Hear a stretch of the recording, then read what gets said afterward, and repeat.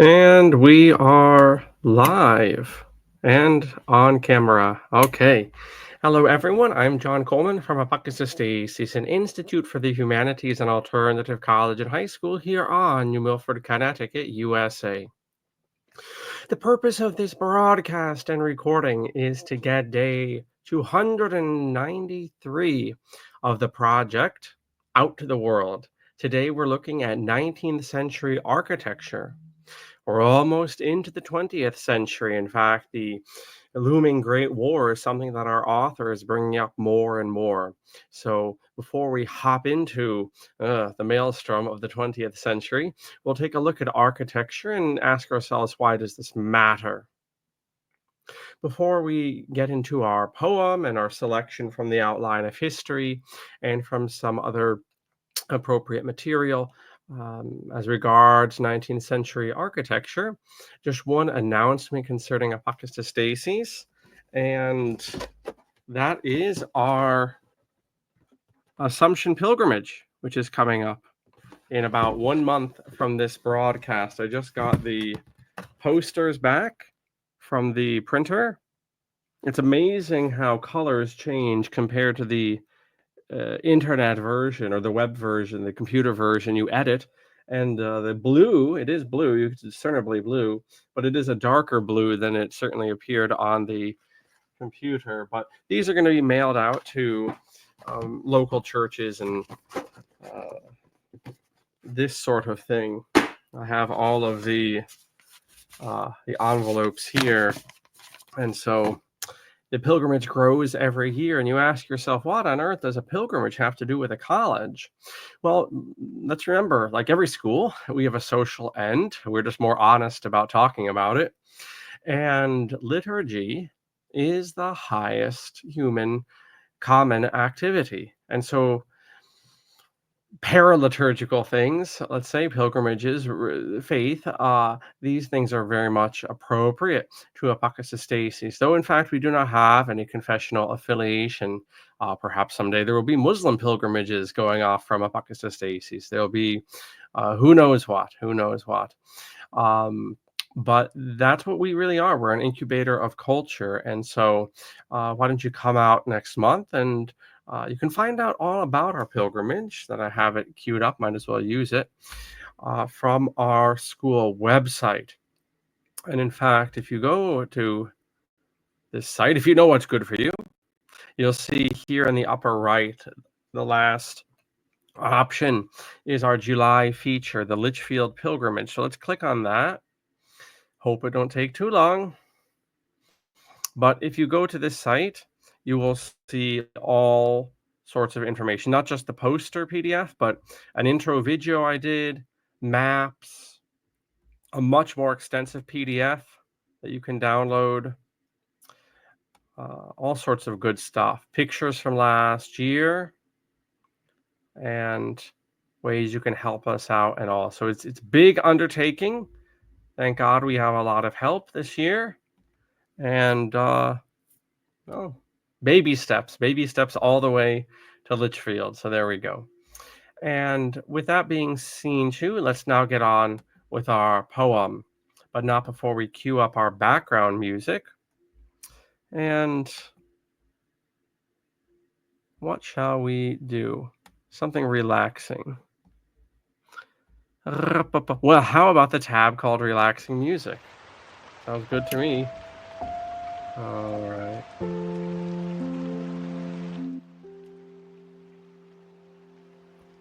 Okay. So this poem is entitled St. Armor's Church from the Outside.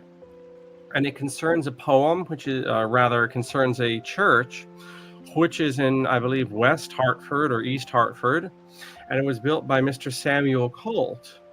And you know, the Colt Arms Company in the 19th century was a very big operation. I believe they still have a footprint here, but most of the Colt works have been chased out by the Democrats, let's just say it out loud. And that's strange because Connecticut actually sells a lot of bombs and military munitions, grenades and things to armies around the world. But for some reason, the local political climate is such that people are quite anti-gun. For a nation, for a country such as Connecticut, I did not stutter, by the way, for a country such as Connecticut, a country which has been involved in wars for 300 years, providing on the supply side of military endeavors for 300 years.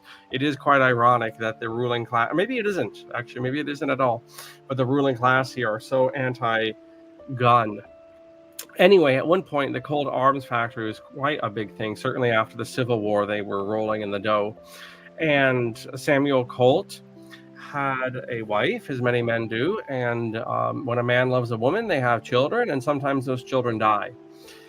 And so Samuel Colt's wife was really besides herself, as I'm sure he was, and they decided um, to build this church in one of the Hartfords in the center of the state. And here, Wallace Stevens, the 20th century poet, calls this church St. Armorers. And if you go to that church, which I think is closed down, the Episcopalians own the property, but it's not a functioning church. If you go to it, you can see an online tour. Just look up on some search engine that's not Google. Look up, Samuel Colt Church, Hartford, and you should get what you're after. But what's interesting about this church is that the detailing on the columns and the filigree work is all gun parts. So, for instance, the columns inside the church are cannon barrels. They're designed to look like they're not actually cannon barrels. They're designed to look in masonry like cannon barrels. Or the capitals on the columns are, triggers and trigger locks and hammers and so forth, the intricate parts of guns and so forth and so forth. So the whole church, which was built by a gun manufacturer, has this curious thematic focus of machine parts and gun parts. And indeed, I believe Mrs. Colt had a great deal to do with the actual designing of the church. You can take a digital tour of the place. So anyway, we're talking about architecture, and that's certainly one of the weirder products. I believe that woman, of course, is much more famous for moving after Samuel Colt's death. She moved out west, I think, to San Francisco, and she built that Colt house, which you've probably seen on bizarre shows of American tourist sites. That Colt house where it has stairways that lead to nowhere and doors that open up to brick walls, and it's kind of an insane house there. And I've heard different interpretations as to why that was, but anyway, they certainly had an architectural touch. St. Armor's Church from the Outside by Wallace Stevens. St. Armor's was once an immense success. It rose loftily and stood massively, and shall lie in its churchyard in the province of St. Armor's, fixed one for good in geranium-coloured day. What is left has the foreign smell of plaster, a closed-in smell of hay. A sumac grows on the altar, growing towards the light. Inside, reverberations leak and lack among holes. Its chapel rises terre en Seville, an ember, yes, among its cindery nose, his own, a chapel of breath, and appearance made for a sign of meaning in the meaningless. No radiance of dead blaze, but something seen in a mystic eye, no sign of life but life. Itself the presence of the intelligible in that which is created as its symbol. It is like a new account of everything old Matisse advents, and a great deal more than that. A new colored sun, say, that will soon change forms and spread hallucinations on every leaf. The chapel rises, his own, his period, a civilization formed from the outward blank. A sacred symbol rising from sacked speech, the first car out of a tunnel en voyage. Thus is St. Armor's Church from the Outside by Wallace Stevens. And now we are going to change our camera and hop into our text from H.G. Wells. We're getting through the outline of history. And we begin this once again from the start, from caveman days. We begin this once again on the 31st of August, this year of grace, 2025.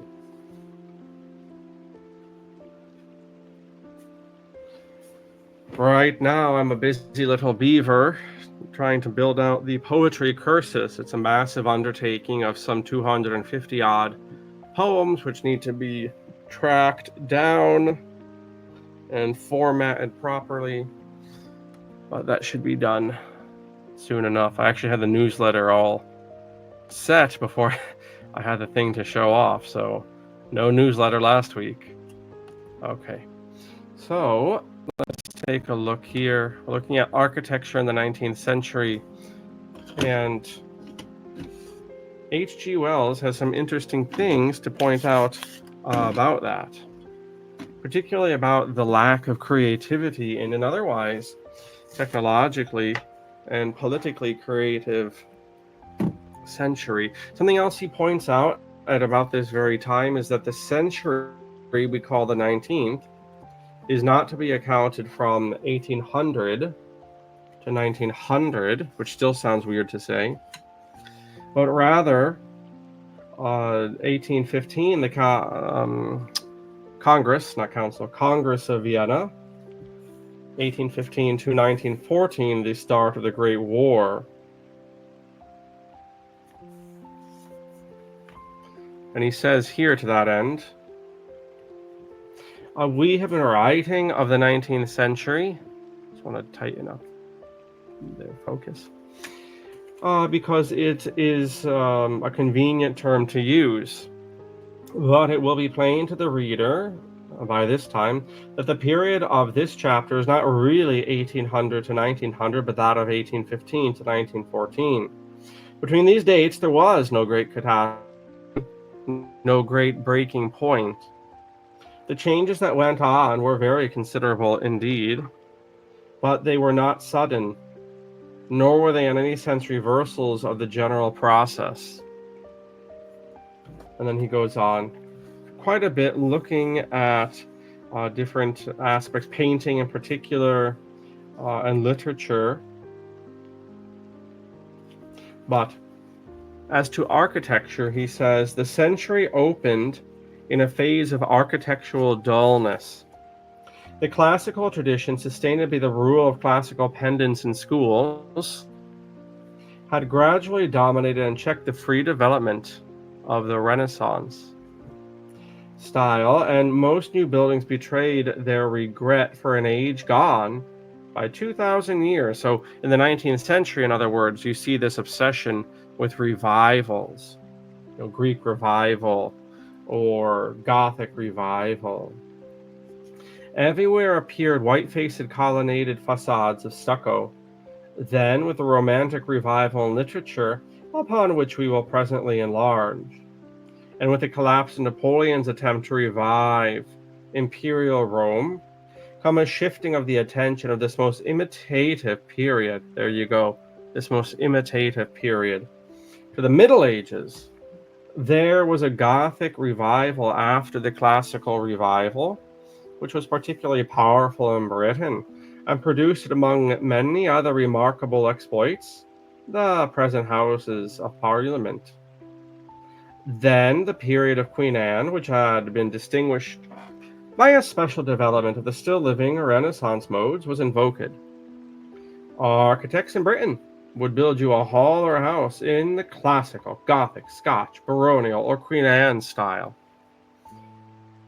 The one style that did not appear anywhere was that of the 19th century.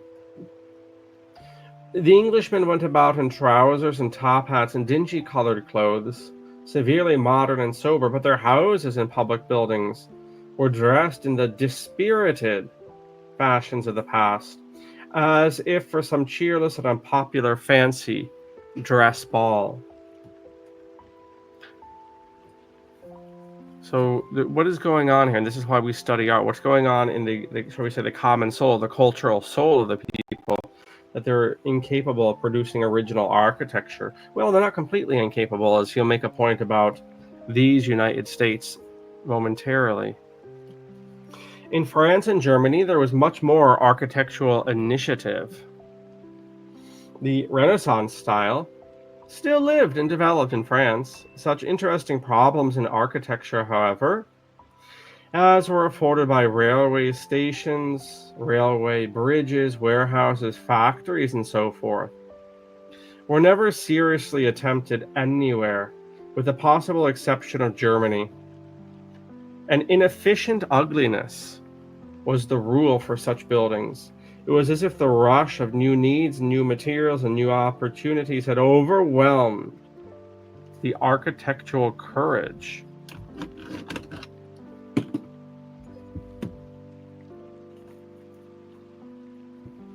of the age. One of the oddest, most typical products of this phase of dismay, he says, is the London Tower Bridge.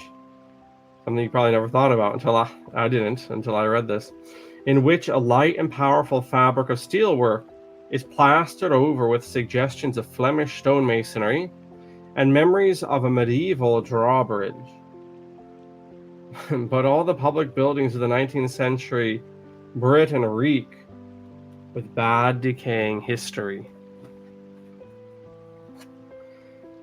Domestic architecture degenerated even more than public.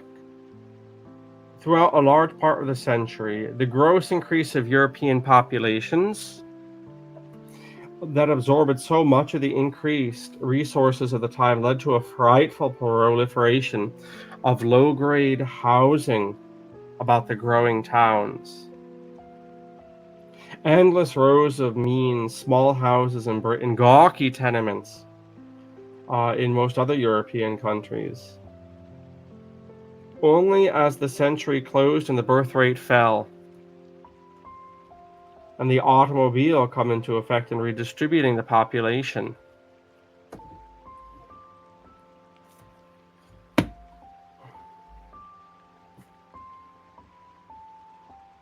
that had been breeding and congesting about the railway stations, did any general interest in domestic architecture arise, and the pleasant modern types of cottage and country house appear. One final note about America, which I thought was interesting, and I do think this is the advantage of this text, whatever its drawbacks, is that it does include America and the Americas, North and South, in a way that the Durant's more lengthy series does not. But America in colonial days had produced an extremely agreeable type of country house, more particularly in Virginia and the South, an adaptation to local conditions of the British country house architecture, which itself sprang from the fruitful Renaissance stem. We have already noted Sir Christopher Wren's contribution to the development. Apart from this domestic side, American architecture until the closing decades of the century was mainly transplanted European design until then. The Capitol building at Washington, for example, was a French work. It might have been built in Paris or Brussels. Much of the domestic housing was flimsy and commonplace. When Britain adopted the sash window, America retained the continental casement. But in the 80s and 90s of the century, the growing wealth and self-reliance of the New World broke out into new and vigorous architectural initiatives. America began to use glass and steel and concrete construction with an increasing boldness and success. These materials and the inventions and perfection of the elevator rendered possible buildings, plural, of a hitherto unprecedented size and scale. In 1870, American architecture scarcely existed. By 1910, America was far in advance of any other country in the world in the freshness and courage of its new buildings. At an interval come Germany, The names of Richardson and Stanford White stand out amongst the American architects of this new period. Tu autem domine miserere nobis. Deo gracias. So that's our reading today from the Outline of History. I hope you're following along. You can download this freely from our project page. And now we're going to turn to an article for today on this very topic, that is to say, on 19th century architecture and some more specifics of this. And like any outcropping of human art and effort, the architecture, the external design, says a great deal about the internal disposition of the people. That's why we pay attention to things like architecture or music, because it's showing this common soul at work. In a sense, these pieces of architecture are like the fruits of a period, the fruits of a generation.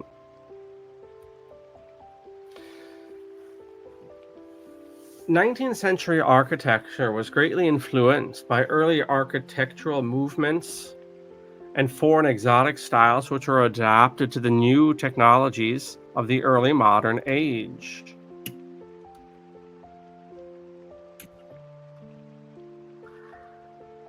The revivals of Greek, Gothic, and Renaissance designs were fused with contemporary engineering methods and materials. In the Western world, historicism idealized the past empires and cultures and used motifs inspired by them to stimulate national nostalgia.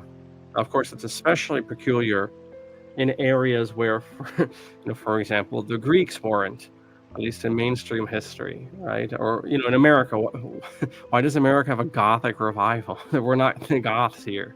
There were not Greeks here. The same in Europe.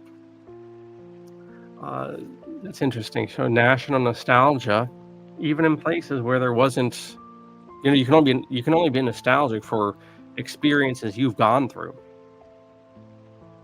individually or commonly. Like, I can't be nostalgic for the Ming Dynasty. Here in China, you can be nostalgic culturally for the Ming Dynasty. It's in your background. But it's interesting, in America and in other places of Europe, you have the revival, quote unquote, to bring back to life of cultures that never actually existed in these places. So in addition to some of the things you've mentioned, you also have exoticism, very appropriate for a colonial period. Industrial architecture like the Church of St. Armors, and skyscraper design, as well as lauds in the outline.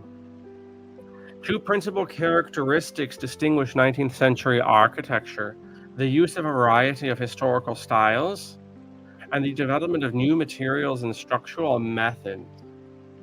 The first arose in the 19th century architect's perception that he had to continue in the traditional styles of his predecessors.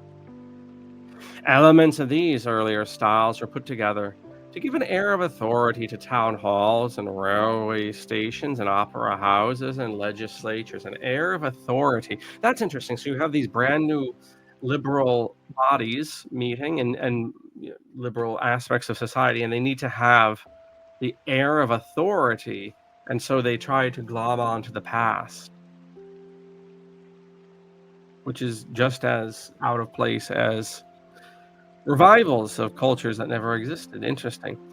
Almost like people are trying to find roots that never existed.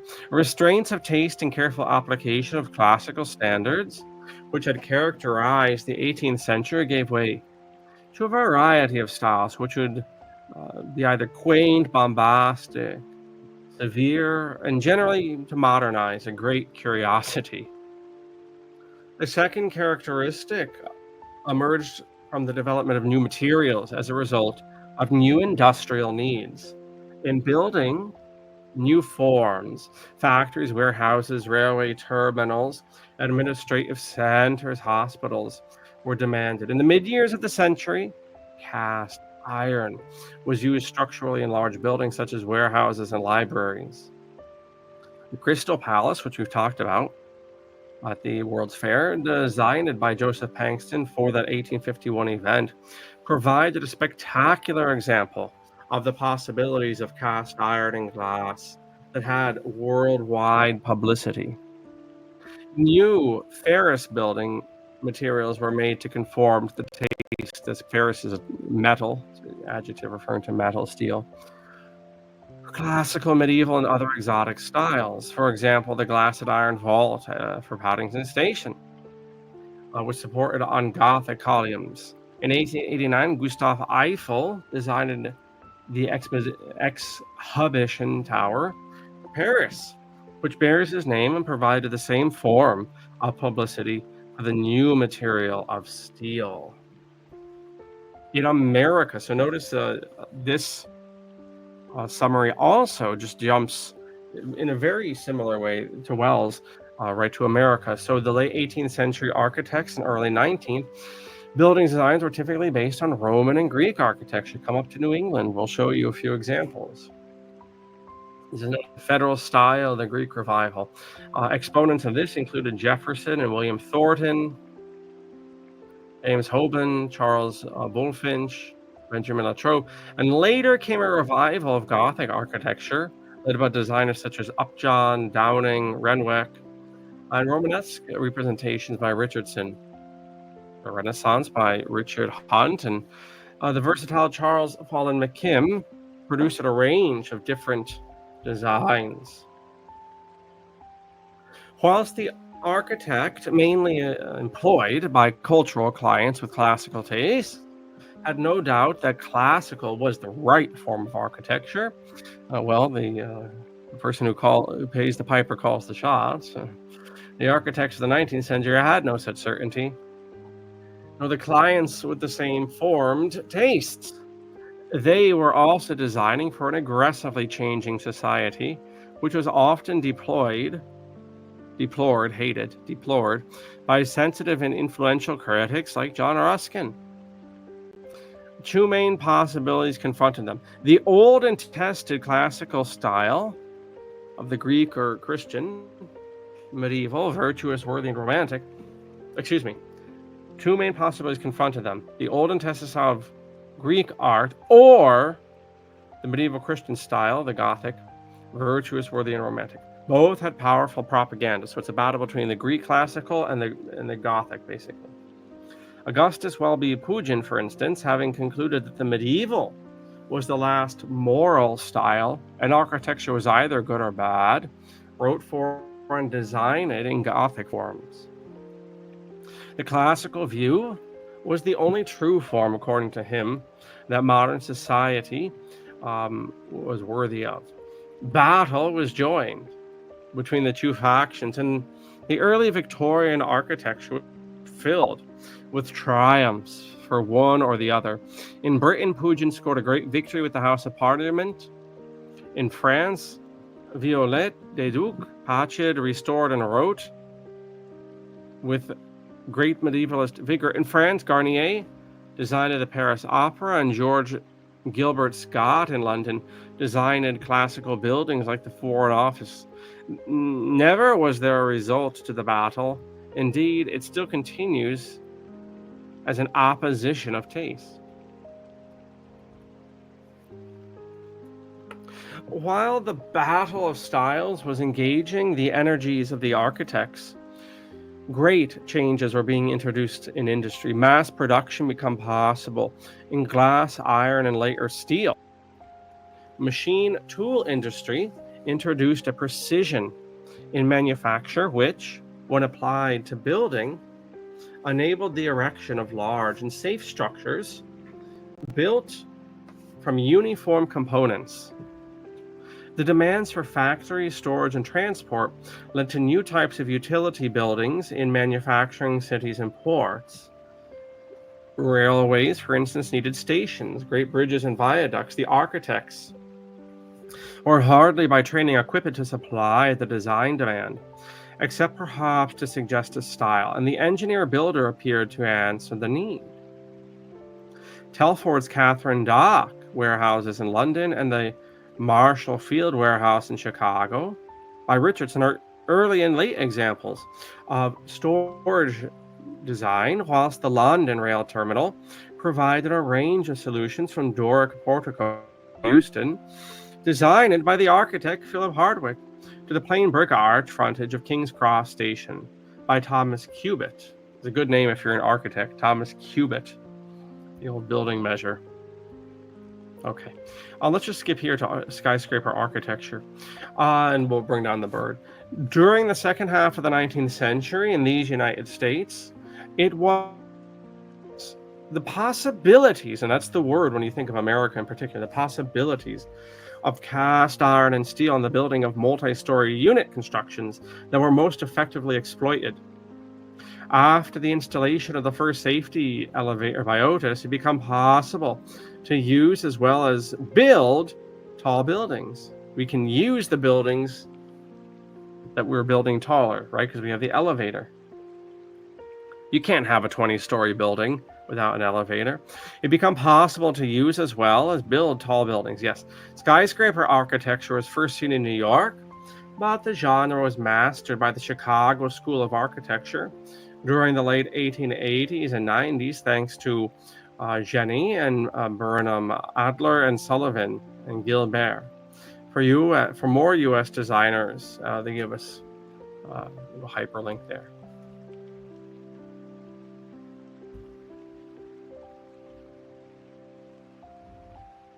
Okay, so there we go. A few words on architecture with the enduring curiosity of its past focus, except at the very end with the creation and the development, the fabrication of these new materials, where you have the possibility to build. Well, you have the possibility. I mean, that's the word I mentioned, and that's the word we ought to consider moving into the 20th century with building materials and creativity. You've not just because of elevators and steel, but also, as he pointed out, this author gone by, also because you have this whole other infrastructure that you need at this point, basically stuff around the railways and then soon enough around the automobile. And so that will change the living arrangements of people. So there we go, day 293 of the project, and you can download the outline of history, our poetry cursus, which will soon be updated. And as the project develops into more and more coalesced work, you'll be able to download that freely.